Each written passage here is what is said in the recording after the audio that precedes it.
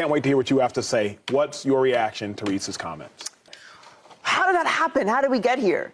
What she just said, the national championship game.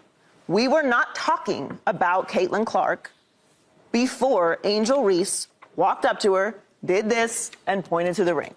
This is not my opinion. I lived it. I watched it. It was recorded. It was broadcasted live. We were not talking about Caitlin Clark before that moment. And that's okay, because you can be extremely talented and not. Caitlin Clark and Joy Taylor, a collision of perspectives that left the room stunned. The gala was running seamlessly, a blend of elegant speeches, light-hearted conversations, and trays of hors d'oeuvres gliding through the dimly lit ballroom. The air of sophistication seemed unshakable until Joy Taylor stepped onto the stage. Known nationwide for her sharp commentary and unflinching take. Teams are going to pick up Caitlin Clark from the second she touches the basketball. That's what Burton did there. All over Caitlin going inside. I mean, that's a moment she began. Her humor was precise, drawing soft laughter at first, but the tone of her presentation gradually shifted. Light-hearted anecdotes gave way to remarks with an unmistakable edge. Her voice, smooth and commanding, turned sly as she paused, scanning her audience. Of course, she began with a smirk. We can't talk about the future of sports without bringing up women's basketball's golden child, Caitlin Clark. Heads turned instinctively toward Caitlin's table.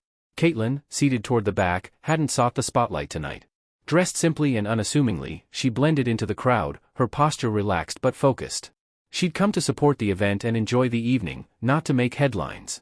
Yet here she was, suddenly the center of attention. Wake up call, same time. How would I not know how hard it is to do the show I work on? You have to constantly reaffirm that you are good enough, that you belong there, and then always prove it. So I would just always say you gotta do twice the work to get half the opportunity.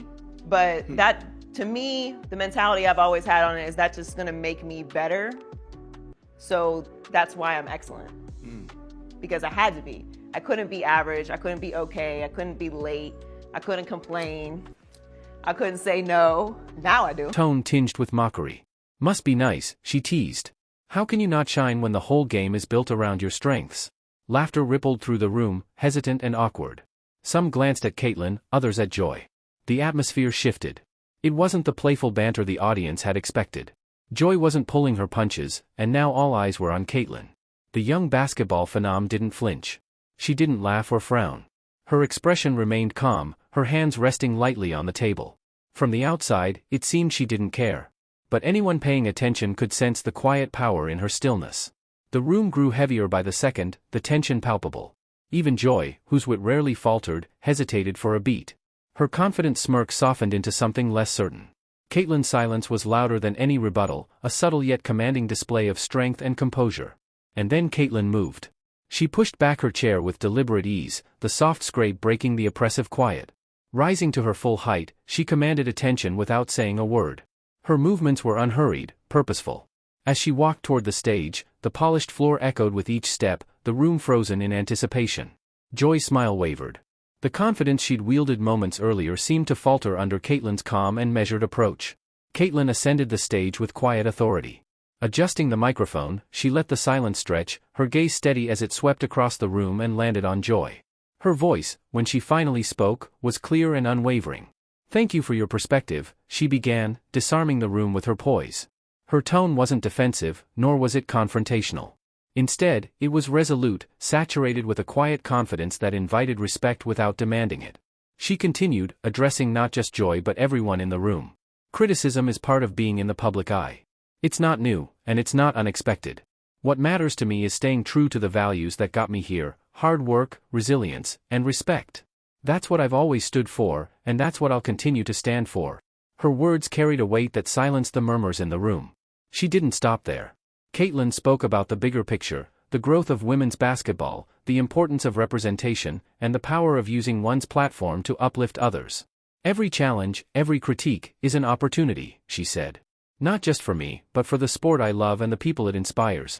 By the time she finished, the room erupted, not in polite applause, but in a thunderous standing ovation. What had started as a tense, cutting moment became a defining one. Caitlin hadn't just responded, she'd elevated the conversation, turning it into a testament to leadership, resilience, and grace under pressure. Since the Marina Mabry trade, and She has stepped up her game in that opportunity. Caitlin Clark for three, rattles it around for her first deep. Joy Taylor stood silently on the stage, her sharp tongue stilled. Caitlin's composure had shifted the entire dynamic, leaving the audience in awe of her quiet power. For those in the room, the moment was unforgettable. Caitlin Clark wasn't just a basketball star anymore. She had become a symbol of grace, a leader whose strength didn't need to shout but spoke volumes. Caitlin Clark, a quiet strength that commands the room. The tension in the ballroom was palpable as Joy Taylor delivered her sharp remarks. "Must be nice," she teased, her words laced with mockery disguised as praise. "How can you not shine when the whole game is built around your strengths?" The room shifted uncomfortably. Nervous laughter rippled briefly, but it quickly faded into silence.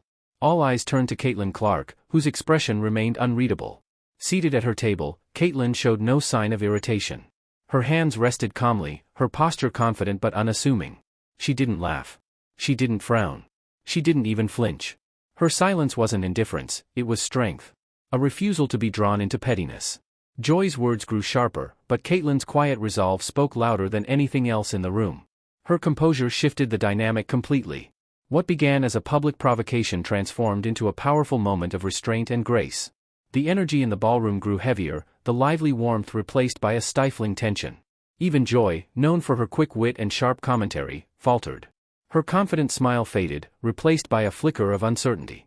Caitlin's silence wasn't just a lack of reaction, it was a mirror, reflecting. Yeah, you know, your announcement for Athlete of the Year, like tremendous, incredible positive feedback. That's what we've seen across the board.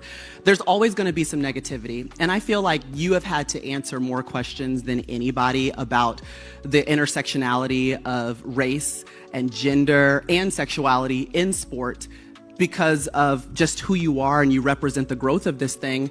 And even today, earlier today, Megyn Kelly, she was saying that you were apologizing for your white privilege and the fact that you wanted to uplift Black female athletes and make sure that they were getting the shine, kind of like your pioneers were getting the shine that they deserved. And I just want to know how you feel or how you respond to some of those criticisms when you have to deal with something that it's really not your problem. Like, I feel like it's them looking in a mirror a little bit, but it still comes down on your shoulders. I feel like I always have had really good perspective on everything that's kind of happened in my life, whether that's been good, whether that's been bad. And then obviously coming to the WNBA, like I've said, I feel like I've earned every single thing that's back at her and the room. And then, Caitlin moved. She pushed back her chair deliberately, the soft scrape of its legs echoing through the quiet. Rising to her full height, she commanded attention with no effort at all. Every eye was fixed on her as she made her way toward the stage, each step purposeful, her presence growing with every second. Joy stood frozen. Moments earlier, she had owned the stage. Now, the power had shifted entirely. Caitlin climbed the steps with the same calm and deliberate movements. Adjusting the microphone, she let the silence stretch further, scanning the room before. last year from when I started my last college season and not knowing if that would actually be my last season, whether I was deciding to come back to college or turn pro, and now sitting here like I'm done with my first professional season and so much has happened, and whether it was, you know, making the national championship game or getting the Fever back to the playoffs since 2016, there's just a lot to be proud of, and it all happened so fast, like it's hard to appreciate in the moment and kind of understand in the moment, but it's been fun to reflect on. I'm definitely more aware of signs than people think I am, and I think it's something really cool to look around before meeting Joy's gaze. When she spoke, her voice was steady, clear, and unwavering. "Thank you for your perspective," she began, her words disarming and direct. What followed was not a defensive retort but a masterful redirection. Caitlin spoke of the responsibility and privilege of being in the public eye, of the weight of representing something larger than oneself, and of the power of resilience. "I've always tried to maintain perspective," she said, addressing the criticism that had followed her success. "There will always be negativity, but it says more about those who speak it than those it's aimed at." She didn't shy away from the tough topics, the intersectionality of race, gender, and sports. Caitlin acknowledged the responsibility of being a role model and the scrutiny it brought. But instead of framing it as a burden, she framed it as an opportunity to uplift others, to lead by example, and to keep the focus on the growth and inclusivity of the sport she loved.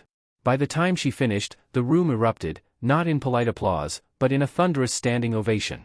What could have been a clash of egos had become something entirely different, a less To leave it all out there. Caitlin, you had at Iowa, both your junior and your senior year, you had 5 or 6 of these, right? Yeah. Where you literally, when you showed up in the arena, you did not know if it was your last game or not. Can you take any of that from junior year and senior year into a situation like this? Yeah, I think it's like you approach it in a way of like you don't want this to be the end. Like you want to keep coming back here. You want to keep coming to practice. You want to keep having shoot around. composure, leadership, and grace under pressure.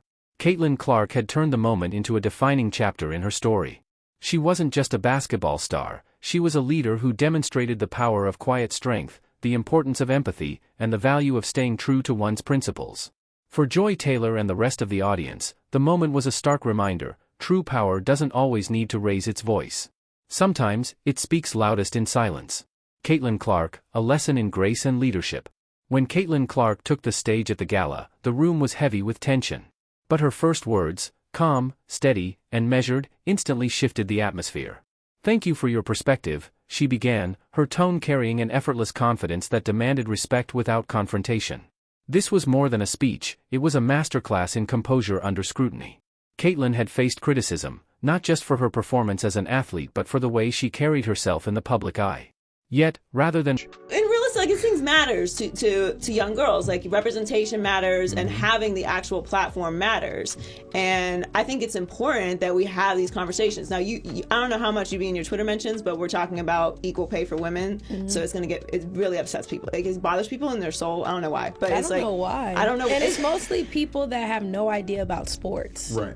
They just assume, or business at all. Or business at all. But you will never hear an NBA player or any professional male athlete say the things that random people say about we shouldn't be getting paid as much. Like, you would never hear professional athletes actually say that. The NBA players advocate for they advocate fair pay. for us. Any athlete, anyone who spent time in the athletic arena wouldn't say the things that they're saying. That's what you get. It used to bother me, but now it's like... or defend herself, she transformed the moment into an opportunity for connection, reflection, and understanding. "I've earned every single thing," she said, reflecting on her journey, from college basketball standout to WNBA star. The road wasn't easy, and the weight of expectations had been heavy, but Caitlin spoke with pride about her perseverance and accomplishments. Her words were not just a recounting of personal victories but a reminder of the importance of resilience and perspective. The tension in the room began to melt as she acknowledged November, and the game didn't need saving. I don't know who came up with Caitlin was a savior. That's not true. But what the game needed was a disruption in the economic marketplace, and that's what we're seeing here, and that's why it's been so fun. the criticism with a nod. "When you're in the public eye, that's just how it goes," she admitted. But rather than dwell on the negativity, Caitlin reminded the audience of the human stories behind the headlines, stories of struggle, growth, and triumph that often go untold. By the time she finished, the room erupted in a standing ovation, a celebration not just of her composure but of the wisdom and dignity she had displayed. Heads turned, whispers filled the air, and social media quickly buzzed with videos and commentary about the unforgettable moment. This wasn't just about Caitlin Clark, the athlete. It was about Caitlin Clark, the leader. She had transformed potential conflict into a moment of shared humanity, demonstrating that true strength lies in grace and empathy. Her critics, including outspoken commentator Joy Taylor, were left silent, not in defeat but in reflection. Joy. I'm just going to, reflect back and appreciate everything we've been able to accomplish together. What will you remember from this team? I think, more than the wins and, losses, it's just all the moments in between, This is a confident group of girls, and if you have a young daughter or a young son, this is the type of team you want them to emulate and look up to, because this group is, tremendous people, and I truly mean that. Her sharp critiques stood quietly, acknowledging in her own way the power of Caitlin's words and actions. For those in the audience, it was clear, this wasn't a clash of personalities but a reminder of the dignity and composure we should all strive for. Beyond the applause and headlines, Caitlin's message resonated deeply. She reminded us of the power of representation and the importance of meaningful conversations about equality and opportunity, especially in sports. Representation. I think that hecklers are ridiculous in any kind of space. Yeah. Hecklers. Now, fans, you can boo, you can yell, whatever. But when it comes to a place where the referees feel the need to throw you out, you've now passed into heckler, which is obnoxious, literally no one, despite what she may think, has showed up to this game to see her. People get thrown out of games all the time. And you and I have talked about this before. Like, hecklers are the worst. It's obnoxious for everyone around you. You're literally the worst. You're the worst. You think you're the coolest. You're the opposite. You're the worst. As someone who may or may not have thrown hands before, multiple times, I find it egregious that she's saying she's going to bleep LeBron up. Oh, Like, Jesus. Oh, God. honey, get your life together. And I also do not like the visual of this white girl calling LeBron. She emphasized. Having the platform to inspire matters. Caitlin Clark's journey is far from over. But that evening, she solidified her legacy as more than a basketball star. She became a beacon of resilience and leadership, a role model not just for young athletes but for anyone striving to rise above adversity with grace. Grace under pressure, the Caitlin Clark story. For parents, finding role models their children can look up to is a critical part of raising the next generation. Caitlin Clark has emerged as one of those figures, a leader both on and off. What kind of leash do you have with Lisa Bluter about a behind the back pass? Like, you kind of gotta make it, right? Yeah, I have to make it. I try to tell her if I complete one, then it like gives me a bonus. So like I get 2 now. So if I miss one, I still have 1 left, and it like keeps adding up. But she doesn't really roll with that. But if I do it in a game, I better complete it. Yeah. Whose actions speak louder than words. She's not just a basketball star, she's a symbol of grace, resilience, and character under pressure. In a world where public figures are often scrutinized for their every move, Caitlin showed us how to rise above criticism with poise. Recently, she faced sharp public commentary, but instead of responding with anger or defensiveness, Caitlin maintained her composure, transforming a challenging moment into a powerful statement about strength and integrity. This episode wasn't just about sports. It was a reminder of how much weight words carry and the importance of using them responsibly. Caitlin's ability to stay grounded and true to her values inspired fans and critics alike, proving that leadership isn't just about what you do on the court but how you handle yourself in life's most difficult moments. Moments like these are what define lasting legacies. Caitlin Clark has demonstrated that real strength isn't about dominating the conversation, it's about leading with quiet confidence, even when faced with adversity. Her actions remind us that grace and resilience are qualities worth emulating, not just for athletes but for all of us navigating the challenges of daily life. Caitlin's journey is a story of perseverance, humility, and the power of character. Whether you're a sports fan or not, her example serves as a valuable lesson in staying true to yourself when the world is watching. What about you? What qualities do you think define true leadership? Share your thoughts, and let's continue the conversation about the kind of values we want to celebrate in the next generation of role models.